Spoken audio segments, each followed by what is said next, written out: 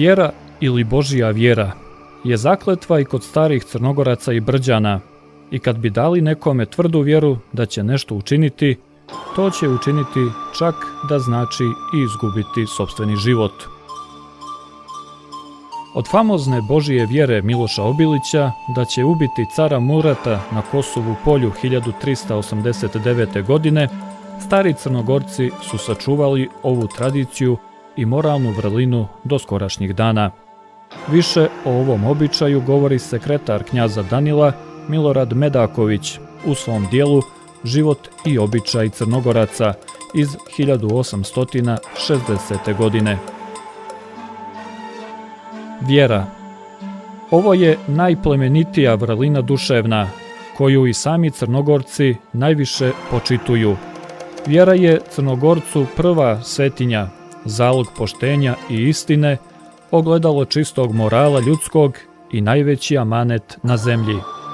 U vjeri poštuju oni Boga, pa je i zovu Božja vjera. Na ovome se osnivala najveća stalnost njihova. Ovom su se ogledali pred svijetom kao vrsni narod, kao vitezovi, kao pravi junaci i poštenog karaktera ljudi. Duševna ova vrlina upravo je nasledna i ovu su oni primali od svojih starih. Ovu su oni čuvali i u srcu nosili do samog novijeg vremena, do mlađeg današnjeg naraštaja.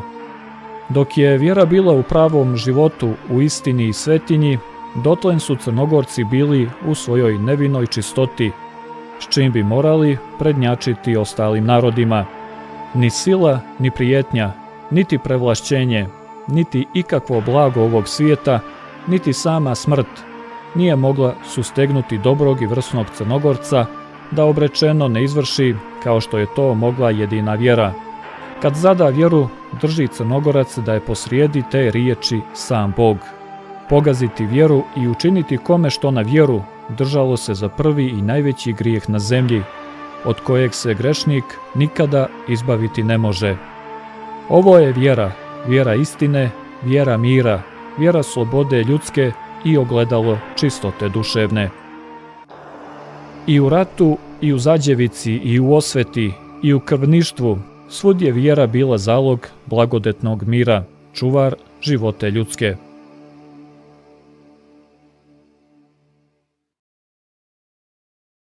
Ako Crnogorac zada vjeru, onda je čovjek siguran za sve i za svaku rabotu. Među bratstvom i plemenima vjera je bila anđeo mira i mnoga je zla ona sustezala, što najjača ljudska sila ne bi bila kadra učiniti, koliko je sama vjera činila. Crnogorci vataju vjeru između sebe. Kad se dogodi kakva međusobna zađevica ili se bratvenici među sobom zakrve, to oni vataju vjeru do urečenog dana ili roka, da jedan drugom ništa neće učiniti. Preko ovako uvaćene vjere neće se nikada ni jedan usuditi da što preko vjere učini. Kad istekne rok učinjene vjere, onda ili se mire ili nanovo vataju vjeru do drugog roka.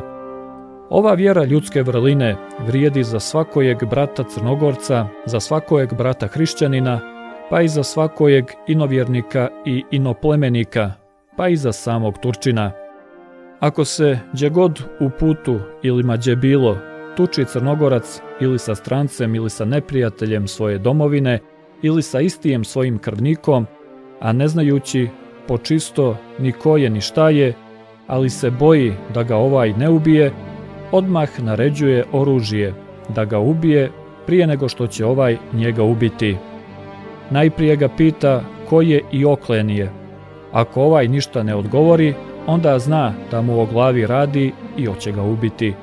Ako li nepoznati zaište vjeru u Crnogorca pa ga upita je li vjera da se sastanemo, a on mu odgovori vjera ti je, ne boj se ništa, onda ovaj pristupa k njemu nazivajući mu pomoga Bog, a ovaj mu odgovara dobra ti sreća. Tad se porazgovore, pa ako im je put jedan, onda putuju i druguju zajedno. Niti se jedan drugog išta boji, već putuju kao braća i poginuće jedan za drugoga. Turci su zakleti i vječiti i nepomirljivi neprijatelji Crnogoraca. Ali zato je i Turčin siguran kad mu Crnogorac zada vjeru. Sukobi se gdje god Crnogorac i Turčin, odmah natežu obojica oružje da se ubiju. Crnogorac ne poznaje Turčina, ko je i što je, pa ga onaj sa nategnutom puškom u ruci pita: je li vjera, Crnogorče, da se sastanemo? A ovaj mu odgovori: vjera ti je, ne boj se ništa. Kad se sastanu, češće se događalo da Crnogorac pozna Turčina, da mu je krvnik koji mu je ubio oca ili brata ili strica ili svojtu ili bratstvenika, ali mu neće ništa učiniti jer mu je zadao vjeru, samo će mu reći: žao mi je što sam ti zadao Božju vjeru, jer ti ne mogu na vjeru ništa učiniti, ali ako se opet gdje tuči smo, vjere ti nema, a sad ajde s Bogom. Zbog pograničnog mira zovu Crnogorci vjeru pa kažu: uhvatili smo vjeru s Turcima za mjesec, 2 ili 3 dana. Jedna i druga strana pazi dobro da se što preko vjere ne učini. Ako li se što preko vjere učini, onda kažu: premetnuli su vjeru, ubili su nam čovjeka na vjeru, ukrali su nam plijen na vjeru i tako dalje. Kad se premetne vjera, onda su obje strane u ratu, ali se i na ovo premetanje vjere jako pazi. Dok se što preko vjere učinilo, uvrijeđena ili oštećena strana šalje knjige uglavnicima vjere i traži da se preko vjere učini zlo ili naplati ili umiri. Ako nije dogovorno zlo, onda idu te se opet sastaju pa kmetuju koliko da se plati i kako da se umiri. Ako je oduzet kakav plijen, onda glavari naređuju da se povrati. Ako li je ko poginuo, onda se kmetuje da se plati mrtva glava. Kad hoće da vataju vjeru, onda se odabere nekoliko glavara od jedne i od druge strane, te uglave gdje će se sastati i vjeru uhvatiti. Sastanak ovaj biva obično na granici. Ako li Turci ne smiju blizu crnogorske granice doći, onda ih zovu bliže u njihovu granicu, a Crnogorci im reku: mi ćemo poći, ali gdje dođemo na sastanak, ondje da vam je granica. Oni koji dolaze kasnije nazivaju pomaga Bog, a oni odgovaraju dobra vi sreća. Tu se pitaju za zdravlje pa posjedaju. Ako imaju među sobom kakvih izmirivanja, dugova ili rana ili mrtvih glava, onda najprije sve ovo kmetuju i izmire pa vataju vjeru. Ako je što na rat ponešeno, onda se ne povraća ništa, ali što je na vjeru ponešeno, to se mora sve povratiti, jer i onako niti ima vjere, niti mira. Obično vataju vjeru od Đurđeva do Mitrova i od Mitrova do Đurđeva dana. Kada istekne rok vjere, onda se opet sastanu i uglave drugi rok vjere. Ako li se ne mogu pogoditi da uhvate vjeru, onda glavari kažu: kad ne možemo ništa na lijepe učiniti, a ono na vjeru došli, na vjeru pošli, pa da se namirujemo kako znamo i kako možemo.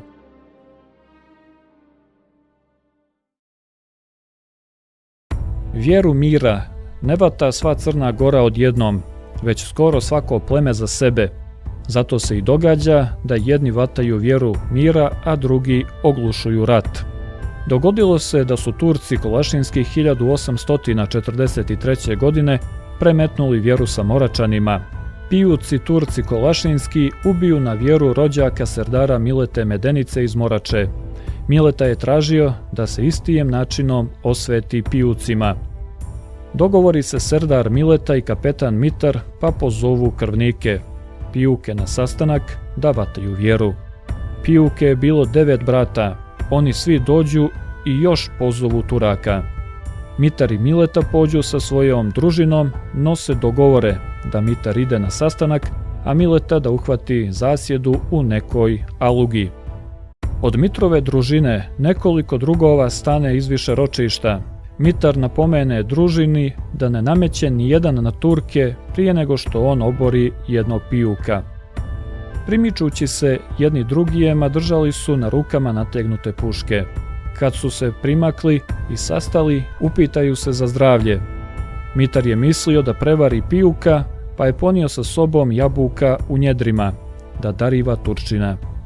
Mitar načne vaditi jabuke iz njedara, pa sve vadeći jednu po jednu, preži oči Turčinu i govori mu: evo ti je ovo poslala moja mati da poneseš tvojoj materi. On preži očima Pijuka, a Pijuk njega, koji će kojega prevariti. Dok odjednom puče puška iz družine, prosuše se jabuke, nema ko da ih pokupi, već se dohvatiše oružja i načnu vikati i jedan i drugi: šta bi, šta. Uteknu svi Pijuci i svi Turci, ali u bježaniju nagaze na Miletu serdara koji im poviče: ne ovamo Pijuci i Turci, Mileta je ovdje. Pa opali iz puške, a za njim ostala družina, te pogine 6 Pijuka. Zato je ostala priča, ali istina je sušta, da Moračani i Kolašinci, kad idu na sastanak da vataju vjeru mira, primičući se jedni drugijema, drže na obje ruke nategnute velje puške, a kad se vrću sa uglave ili uvaćene vjere, ne okreću jedan drugom leđa, već idu natraške, držeći jednako nategnute puške na rukama, dok ne zamaknu jedni i drugi. Inače, poslije uhvaćene vjere, obično čine obje strane šemlak, mećući jedni i drugi iz pušaka i vičući s Bogom.